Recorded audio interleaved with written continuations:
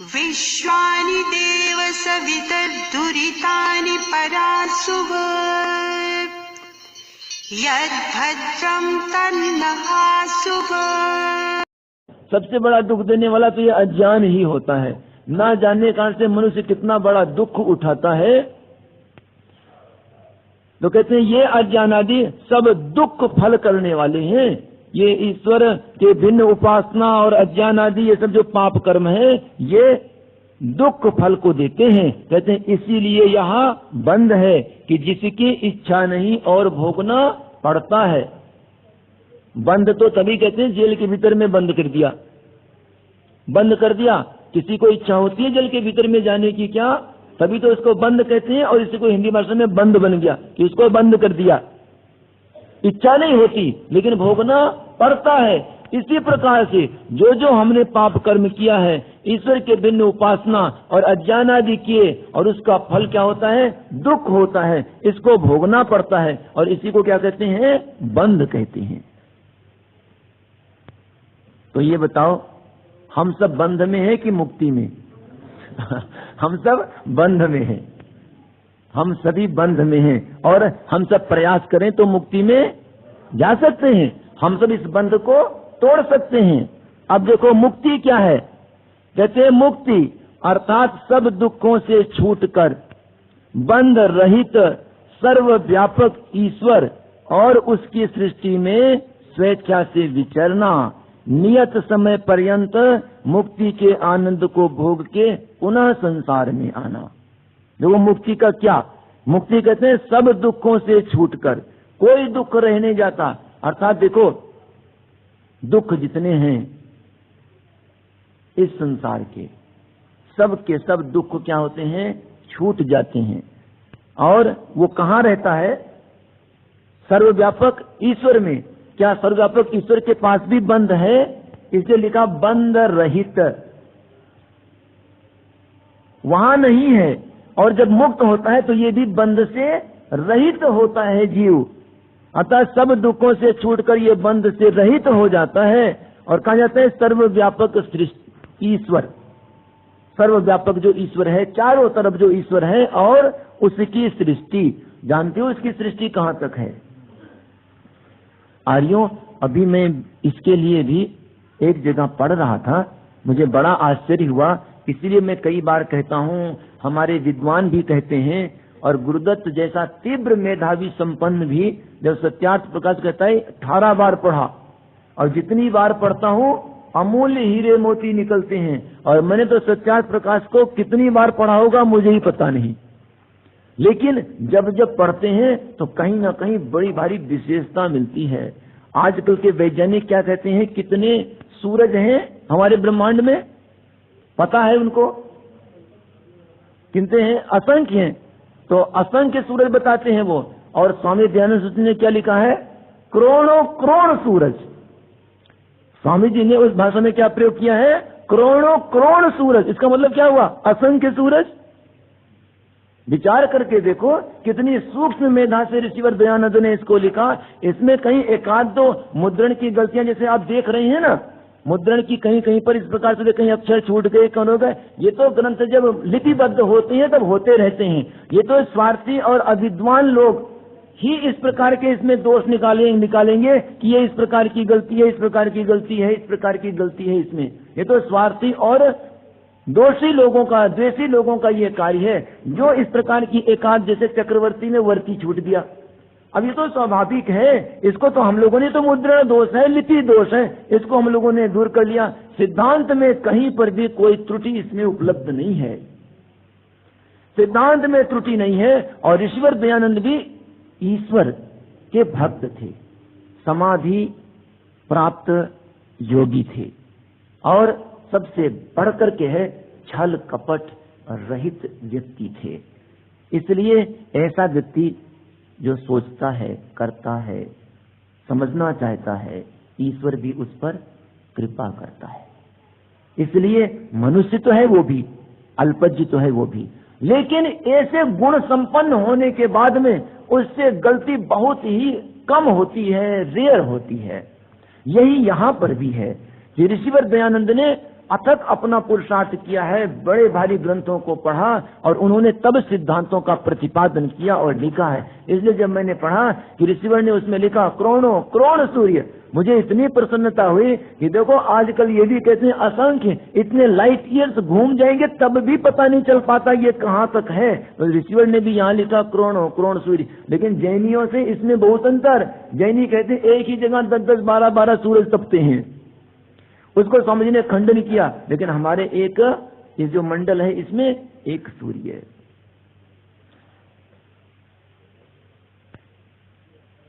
और ये उसकी सृष्टि है। सृष्टि में ये समझ लो कितना करोड़ों करोड़ सूर्य, ये इसकी सृष्टि समझ लीजिए। बड़ा भारी ये ब्रह्मांड है, इतना ब्रह्मांड है, इसे आकाश गंगाएं और भी क्या क्या आज नाम दे दिया गया। जिस आधार पर ये है, ये ब्रह्मांड में जो है जो मुक्त हो जाता है जीव, बंध से रहित हो जाता है, ये वहां पर विचरता है अर्थात घूमता है, परमात्मा में मिल नहीं जाता। जैसे नवीन वेदांती लोग कहते हैं कि परमात्मा में क्या होता है, ये लय हो जाता है। कहते हैं कैसे, कहते हैं उदाहरण सुना देते हैं वो, और इसी को कबीर आदि ने अपने उसमें बना रखा है। अज्ञान और अविद्या करने वाले तो इसी प्रकार की कल्पनाएं किया करते हैं, भिन्न भिन्न उदाहरण दिया करते हैं। वो कहते हैं एक घड़ा है, उस घड़े को समुद्र में ले गए, पानी भरा हुआ था, या समुद्र में से ही पानी निकाल लिया, तो क्या कौन सा जल होगा? एक तो घड़े वाला जल और एक तो समुद्र वाला जल अलग अलग हो गए कि नहीं हो गए? अलग अलग हो गए। और उसके बाद में उसे ले गए और घड़ा टूट गया, तो पानी कहाँ चला गया? समुद्र में। ये समुद्र का ही पानी आया था, समुद्र में ही चला गया। जल जल ही समाना, ये उसके भीतर में ही चला गया। कहते हैं इसी प्रकार में जीव का क्या हुआ? जीव पहले वो ब्रह्म में से ही अलग हुआ था, और अब क्या हुआ, जो ऊपर का आवरण था या विवर्त था वो खत्म हो गया, अब ये उसी में लय हो गया। बड़ा अच्छा है, परमात्मा से ही बाहर निकालना, परमात्मा के भीतर में फिर प्रवेश करा देना। और कोई वस्तु जहां से निकाली जाएगी तो कुछ न कुछ तो कमी होगी, लेकिन एक विचित्रता और कि ना निकाली भी जाएगी वहां से, लेकिन तब भी उतनी की उतनी रहेगी। और लोगों ने पूर्णमदा पूर्णमिदं पूर्णात् पूर्णमुदच्यते उल्टी सीधी व्याख्या करनी प्रारंभ कर दी। बड़ी विचित्रता है। ये जो दार्शनिक सिद्धांत हैं ऋषिवर दयानंद ने बड़ी बुद्धिमत्ता से प्रदर्शित किया, लेकिन हम आर्यों में स्वाध्याय की प्रवृत्ति न्यून रही, जिसके कारण से हमारी श्रद्धा ऋषिवर के प्रति कम होती रही। लेकिन ऐसा नहीं है, हम स्वाध्याय की प्रवृत्ति बढ़ाएं तो ऋषिवर के प्रति, अपने वैदिक धर्म के प्रति, वेदों के प्रति, राष्ट्र के प्रति, अपने लोगों के प्रति, आर्यों के प्रति अटूट श्रद्धा और भावना और क्या करना चाहिए इसका परिज्ञान होगा।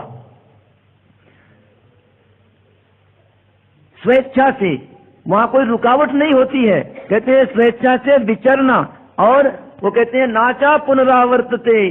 ये जो दूसरे सिद्धांत से वो कहते हैं वहां से फिर कभी वापस आता ही नहीं है, उसी में लय हो गया तो वापस कहां से आएगा। ऋषिवर कहते हैं नियत समय पर्यंत मुक्ति के आनंद को भोग के पुनः संसार में आना। जितना समय है 36,000 बार, जब तक सृष्टि का प्रलय और उत्पत्ति हो तब तक वो कहां रहेगा? मुक्ति में रहेगा। अच्छा, ये तो हो गई मुक्ति। और कहते हैं मुक्ति के साधन क्या हैं?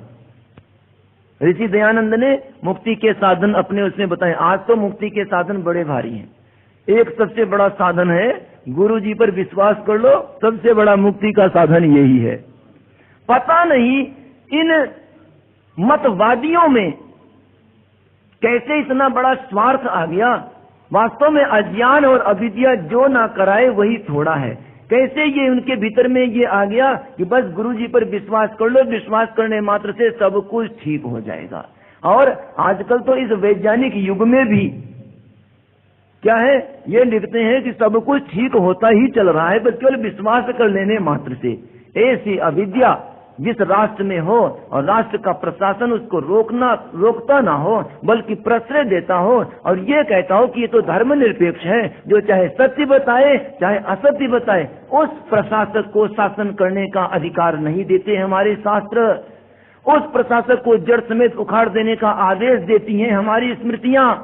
क्योंकि ऐसा प्रशासक हमें सुख नहीं दे सकता, हमें शांति नहीं दे सकता, हमें उन्नति के पथ पर नहीं ले चल सकता। लेकिन करे कौन? इसलिए जब मुक्ति के साधन की बात आती है तो ऋषिवर ने यहां पर भी लिख दिया कि आर्यों को बता देते हैं, आर्य लोग पुरुषार्थ करेंगे, पुरुषार्थ करके पुनः इस अपनी खोई हुई प्रतिष्ठा को प्राप्त करने का प्रयास करेंगे, अविद्या अंधकार को दूर करेंगे। बहुत सारे आज लोगों ने अपनी अपनी कल्पना से मुक्ति के साधन बना लिए। इन सब मुक्ति के साधनों को हमें निराकरण करना होगा, हटाना होगा, और मुक्ति के जो यथार्थ साधन हैं समझ करके स्वयं आचरण में लाना होगा और दूसरों को आचरण में लाने के लिए प्रयास करने होंगे। स्वामी जी लिखते हैं कि मुक्ति के साधन क्या हैं? कहते हैं ईश्वरोपासना। ईश्वर की उपासना ही मुक्ति के साधन है। कहते हैं ईश्वर की उपासना अर्थात करेंगे कैसे? ये भी देख लो, करेंगे कैसे? कहते हैं योगाभ्यास। योगाभ्यास जो है, और कौन सा योगाभ्यास? हठयोग वाला नहीं। आज समझ गए होंगे हमारे शिविरार्थीगण, हठयोग वाला नहीं। कौन सा? पातंजल शास्त्र वाला। और जो लोग पातंजल शास्त्र के नाम से हठयोग ही प्रदर्शित करते हैं, इनको क्या परिणाम निकलेगा ये तो परमात्मा जाने। हठयोग प्रतिविका आदि से परमात्मा की उपलब्धि नहीं, बल्कि परमात्मा की उपलब्धि किससे? पातंजल योग शास्त्र से। यही है यहाँ पर योगाभ्यास। और क्या दूसरा क्या? धर्मानुष्ठान। कोई योग तो करता रहे और अधर्म करे, फिर वो परमात्मा को प्राप्त कर पाएगा? कदापि नहीं प्राप्त कर सकता। कहते हैं धर्मानुष्ठान। और कहते हैं क्या?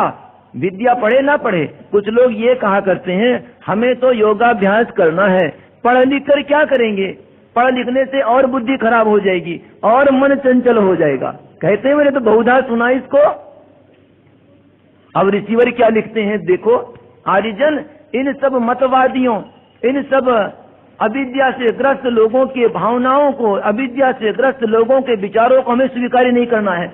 हम तो ऋषियों के अनुगंता, और ये ऋषि केवल दयानंद ही नहीं बल्कि ब्रह्मा से लेकर के ऋषियों का जो पूरा समूह है, हम सब उसके अनुयायी हैं, अर्थात अपने वैदिक परंपराओं के अनुयायी हैं। उनमें ऋषि दयानंद भी हैं। तो कहते हैं क्या विद्या चंचलता को बढ़ाएगी? क्या विद्या योग मार्ग से हटाएगी? कहते हैं ना। फिर कहते हैं मुक्ति के साधन है ब्रह्मचर्य से विद्या प्राप्ति। बिना विद्या प्राप्ति के योगाभ्यास में हम पूर्ण सफलता उपलब्ध नहीं कर सकते। तो ब्रह्मचर्य से विद्या की प्राप्ति। कहते हैं और किनका संग? कहते हैं आप विद्वानों का संग। और क्या कहते हैं कौन सी विद्या प्राप्त करें? हठयोग, हिरण्य संहिता, गोरख संहिता। कहते हैं ना, ये सब नहीं है। क्या? सत्य विद्या, जिसमें सत्य सत्य है। और सत्य विद्या है क्या? सबसे बड़ी सत्य विद्या कहाँ है?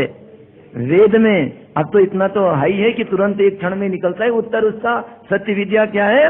वेद है। इसलिए यहाँ सत्य विद्या का और मत समझना। सत्य विद्या का और क्या है? सत्य विद्या और क्या? सुविचार। जब सत्य विद्या आई और तब भी हम दूसरों का अहित सोचते रहे तो क्या हम मुक्ति में पहुंच पाएंगे? कहते हैं ना। सुविचार, सुष्ठु विचार, अर्थात हमारे विचार सभी के उन्नति के लिए हों। सभी के उन्नति का अर्थ ये मत समझ लेना कि कुछ लोग ऐसा लगा लेते हैं कि सभी का उन्नति का तात्पर्य जो अधार्मिक लोग हैं, दुष्ट मनुष्य हैं, उनकी भी उन्नति। हम तो उनकी अवनति चाहते हैं। लेकिन भाई इतना समझ लेना, उसको इतना जोड़ लो कि उन दुष्टों को, अधार्मिकों को दंड देकर के भी हम उनकी उन्नति ही तो चाहते हैं। इस रूप में लगा लेना फिर ठीक है। अगर ऐसी व्याख्या कर लेना कि हम चाहते तो हैं सभी की उन्नति, और ये दुष्ट अधार्मिक लोग हैं, इनको भी दंड देकर के हम इनको सुधारना ही चाहते हैं। इसीलिए है सुविचार और है पुरुषार्थ आदि। कुछ लोग कहते हैं कि हमें पुरुषार्थ नहीं करना है। कुछ लोग आलस्य और प्रमाद से घिरे रहते हैं, कहते हैं हम तो योग साधना करते हैं, हम पुरुषार्थ क्या करेंगे? वो अपने आलस्य प्रमाद को ही कहते हैं बहुत बड़ा योग साधना करते हैं। संभव नहीं है। पुरुषार्थ तो करना आवश्यक है। तो इसलिए मुक्ति के साधन क्या क्या? योगाभ्यास अर्थात पातंजल योगाभ्यास, धर्म का अनुष्ठान अर्थात वेद की आज्ञाओं का पालन, ब्रह्मचर्य से विद्या प्राप्ति। विद्या प्राप्ति क्या? आर्ष ग्रंथों का अध्ययन, आप विद्वानों का संग। जो विद्वान छल कपट आदि रहित हैं, आगे ऋषिवर बताएंगे उसमें।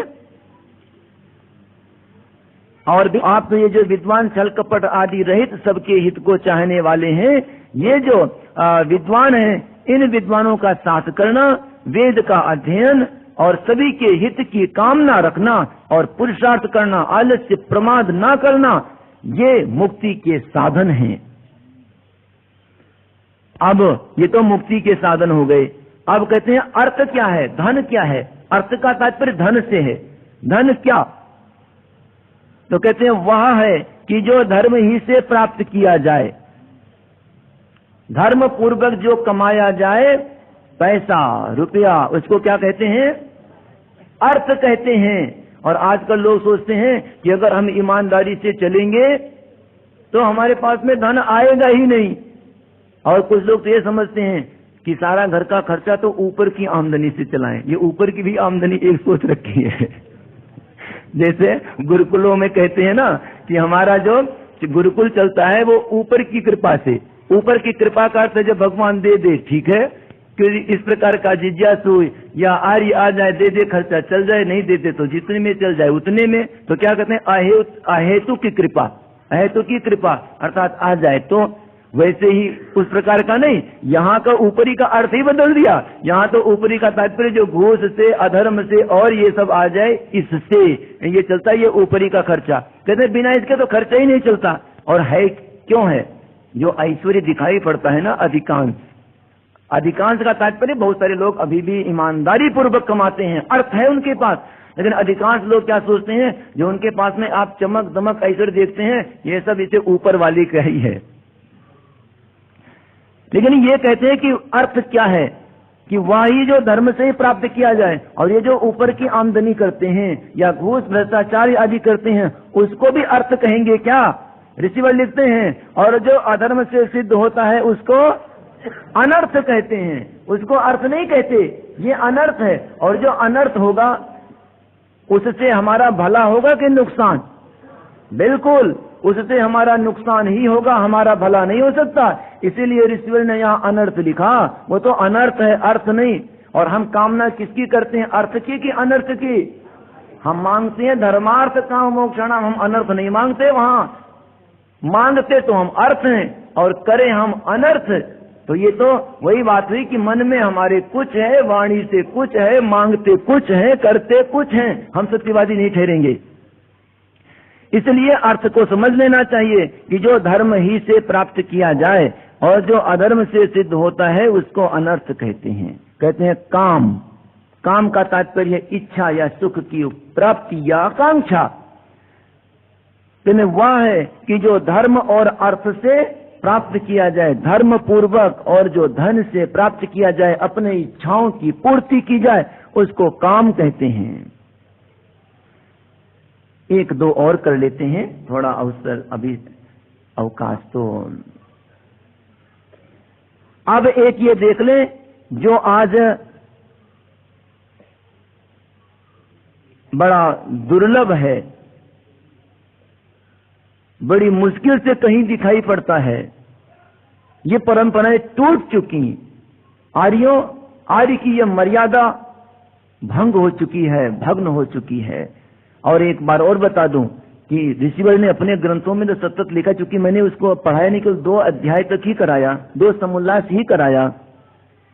स्वमंतव्य मंतव्य प्रकाश पर आ गए, क्योंकि इसके माध्यम से समझ लो पूरा सत्यार्थ प्रकाश का आलोडन हो जाएगा। इस प्रकार के ये सिद्धांत है, क्योंकि हमारे शिविरार्थी भी हैं, अन्य की भी आकांक्षा थी। तो सत्यार्थ प्रकाश का एक ही समुल्लास नहीं, यहाँ तो पूरे 2 ही समुल्लास नहीं, पूरे के पूरे 14 समुल्लासों का सिद्धांत यहाँ पर उपस्थित हो जाएगा। ये तो और भी एक उत्कृष्टता हो गई। लेकिन एक ये समझ लेना है कि वर्णाश्रम जो ऋषिवर आगे लिखते हैं, ये हमसे छिन्न भिन्न हो गया। और भारत की उन्नति का ही नहीं, इस संसार में भी सुख को लाने का सबसे सर्वोत्कृष्ट साधन यह है कि वर्ण आश्रम को पुनः लागू कर दिया जाए। आर्य समाज के विद्वानों ने प्रयास किया था, जिसमें स्वामी आत्मानंद जी, पंडित बुद्धदेव विद्यालंकार, इन सब ने प्रयास किया था। लेकिन प्रयास तब तक सफल नहीं हो सकता जब तक दृढ़ आर्य पर्याप्त संख्या में ना हो। पर्याप्त संख्या में इनके अभाव के, और वो दृढ़ आर्य पर्याप्त संख्या में जो इस गुणों को अपने ऊपर धारण करें। तो ऋषिवर लिखते हैं कि वर्ण क्या और आश्रम क्या। वर्ण कितने हैं? 4। कौन कौन? ब्राह्मण, क्षत्रिय, वैश्य और शूद्र। आश्रम कौन है? 4। ब्रह्मचर्य, गृहस्थ, वानप्रस्थ और सन्यास। ऋषि दयानंद कहते हैं कि ये वर्ण ब्राह्मण, क्षत्रिय, वैश्य और शूद्र जन्म से होते हैं क्या? ऋषिवर लिखते हैं गुण कर्मों की योग्यता से मानता हूं। गुण और कर्म की योग्यता हो तभी उनको ब्राह्मण, तभी क्षत्रिय, तभी वैश्य और तभी शूद्र कहेंगे। गुण कर्मों की योग्यता से वर्ण और आश्रम। अगर गृहस्थ में है और कर्म गृहस्थ का ना करे, अर्थात अतिथि आए उनको पानी भी ना मिले, माता पिता की सेवा ही ना हो, उनको हरिद्वार वानप्रस्थ आश्रम में भेज दे, और घर में पत्नी अलग और पति अलग, बच्चों की देखभाल नहीं, क्या इसको घर कहेंगे? जहां ये लोग रहते हैं इसको गृहस्थ कहेंगे। तो कहा ना वहां गुण है और ना वहां कर्म। गुण ही नहीं, कर्म ही नहीं, उसको हम कहां से गृहस्थ आश्रम कहेंगे? आश्रम शब्द किसको कहते हैं थोड़ा सा समझ लो, उसके बाद में इसको रोकता हूं कि आश्रम किसको कहेंगे। आश्रम आजकल किसमें रूढ़ हो गया? जो बाबा जी ने अपना घर बना लिया, बाबा जी का घर क्या कहलाता है? आश्रम। बड़ी विचित्र स्थिति, बाबा जी का घर तो आश्रम हो गया, और आश्रम गृहस्थ को भी आश्रम कहते हैं, और यहाँ पर गृहस्थ का घर आश्रम नहीं कहलाता। क्यों? जहां पर मुफ्त की रोटी मिले उसको क्या कहते हैं? आश्रम। और घर को आश्रम कैसे कह सकते हैं? घर में तो ये क्या करते हैं? रात दिन परिश्रम करते हैं, और वास्तव में बचा हुआ है तो गृहस्थ आश्रम थोड़ा बचा हुआ है जिसे आश्रम कह सकते हैं।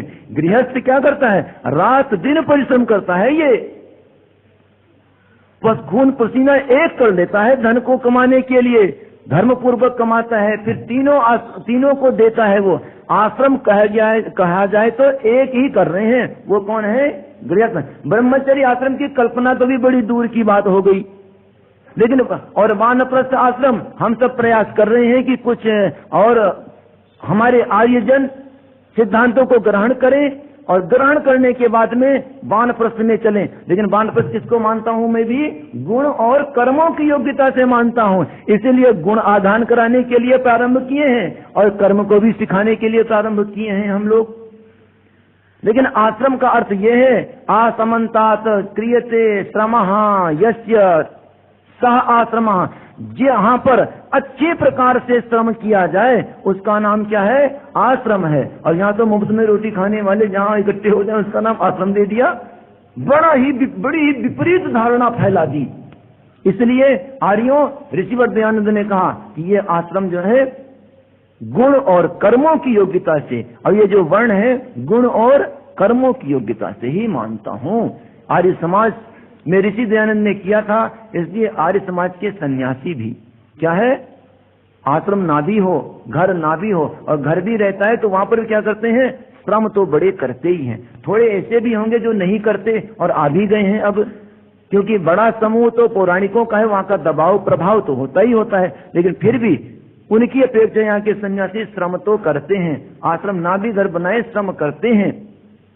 और वानप्रस्थ वाले और ब्रह्मचर्य तो आजकल अगर विधिवत देखा जाए तो कोई भी आश्रम बचा नहीं है, विधिवत। लेकिन अगर थोड़ा थोड़ा देखा जाए तो सबसे ज्यादा अंश किसमें बचा है? गृहस्थ आश्रम में सबसे ज्यादा अंश यहाँ बचा है अपने में। इसके बाद में आर्य समाज में ऋषिवर दयानंद की कृपा से आया संन्यास आश्रम में। पहले ब्रह्मचर्य आश्रम में था, अब उसकी भी मर्यादा छिन्न भिन्न सी हो गई, और वानप्रस्थ में तो बहुत ही कम है। इसलिए आर्यों ऋषिवर दयानंद की ये जो भावना कि वर्णाश्रम गुण कर्मों की योग्यता से मानता हूं, पुरुषार्थ करो, स्वाध्याय करो, और इन वर्णों को और आश्रमों को पुनः पुनरुज्जीवित करो, पुनः इसका उद्धार करो वर्णों का, और पुनः उद्धार करो इन आश्रमों का। इसी में हम सबका हित निहित है। प्रभु से प्रार्थना। ओम विश्वानि देव सवितर्दुरितानि परासुव यद्भद्रं तन्न आसुव।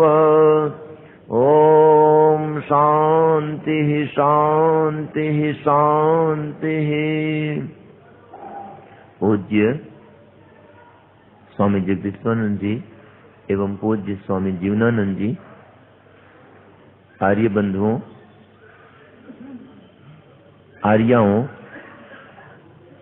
सत्यार्थ प्रकाश के सार स्वरूप जो वैदिक सिद्धांत ऋषि दयानंद ने सत्यार्थ प्रकाश के प्रकरण में लिखा और विस्तृत रूप से समझाया है, उसी को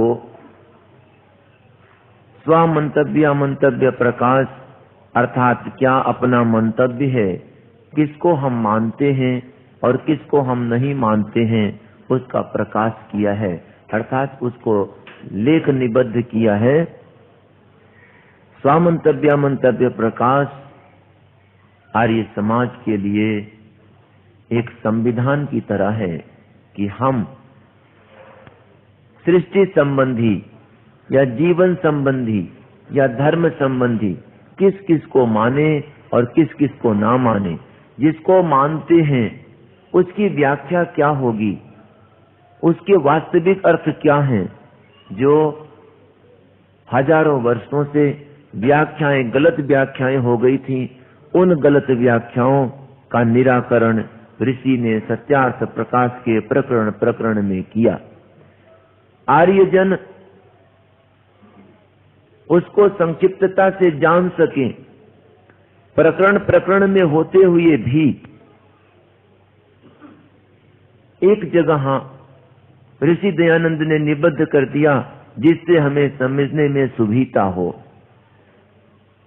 इसलिए सत्यार्थ प्रकाश की भूमिका प्रथम समोल्लास और द्वितीय समोल्लास के उपरांत हम लोगों ने स्वमंतव्य प्रकाश के अध्ययन को प्रारंभ किया। ये वो सिद्धांत हैं कि जिन सिद्धांत पर आर्य समाज की नींव टिकी हुई है। इन सिद्धांतों को जाने बिना, इन सिद्धांतों को माने बिना हम आर्य नहीं कहला सकते। अगर इन सिद्धांतों को हम नहीं जानते हैं तो ये निश्चित समझ लेना कि हम ठीक आर्य के कार्यों को नहीं कर सकेंगे। हम अविद्या में पड़े रहेंगे। हम उन व्याख्याओं को मानते रहे हैं और उन व्याख्याओं को मानते रहेंगे जो व्याख्याएं हमें अविद्या और अंधकार में ले जाती हैं। ये तब तक दूर नहीं होगा जब तक हम सत्य सिद्धांत को स्वीकार ना कर लें और उसको जान ना लें। इसलिए आर्यों, शिविरार्थियों, आर्याओं, हम सब आर्य समाज के सिद्धांत, आर्य समाज के नींव स्वरूप अनमोल ऋषि के अथक प्रयत्न से वेद मत जो यहाँ है उसको गंभीरता से पढ़ें, चिंतन करें और अपने जीवन में धारण करें और दूसरों को धारण भी करवाएं। केवल अपना ही धारण करने से नहीं बल्कि दूसरों को भी धारण करवाएं। यदि हम प्रकाश में हैं, यदि हमें सत्य का पता चल गया तो हमारा कर्तव्य है कि हम दूसरों को भी, अन्यों को भी सत्य से परिचित कराएं, उनके जीवन में भी प्रकाश लाएं। स्वमंतव्य प्रकाश के इन सिद्धांतों की चर्चा करते हुए, इसकी व्याख्या करते हुए हम लोग वर्णाश्रम तक जान चुके हैं कि वर्ण और आश्रम अर्थात 4 वर्ण और 4 आश्रम ये गुण कर्म के कारण से हैं। अगर गुण कर्म नहीं है तो ये आश्रम और ये वर्ण केवल जन्मना नहीं है अथवा केवल अवस्था के कारण ही नहीं है।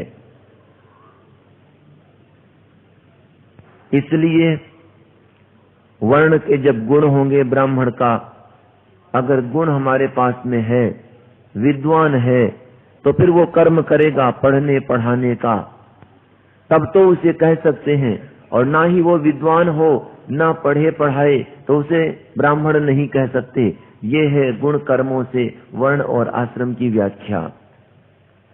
आगे ऋषि दयानंद कहते हैं कि राजा उसी को कहते हैं जो शुभ गुण, कर्म, स्वभाव से प्रकाशमान, पक्षपात रहित न्याय धर्म का सेवी, प्रजाओं में पितृवत वर्ते और उनको पुत्रवत मान के उनकी उन्नति और सुख बढ़ाने में सदा यत्न किया करे। राजा किसे कहते हैं? राजा उसको कहते हैं जिसके पास में कैसे गुण हो? शुभ गुण हो।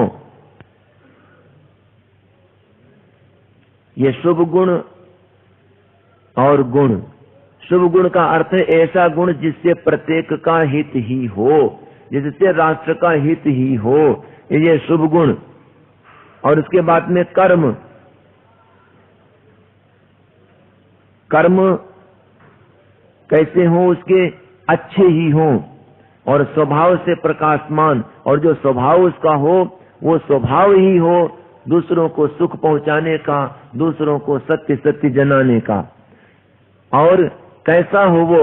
कहते हैं पक्षपात रहित हो, न्याय धर्म का सेवी हो, न्याय धर्म को मानने वाला हो, और प्रजाओं में पितृवत वर्ते।